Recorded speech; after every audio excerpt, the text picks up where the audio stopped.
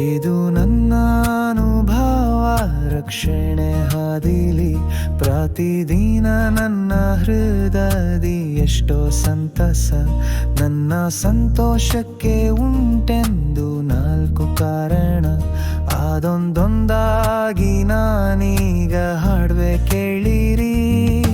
ಯೇಸು ನನ್ನ ಹೃದಯದಿ ವಾಸ ಮಾಡಿದ, ನನ್ನ ಪಾಪವೆಲ್ಲವ ತೊಳೆದಾಕಿದ, ದೇವರ ವಾಕ್ಯ ಮನ್ನವ ಉಣ್ಣುತ್ತಿರುವೆ, ದೇವರ ಆಶೀರ್ವಾದವ ಹೊಂದುತ್ತಿರುವೆ.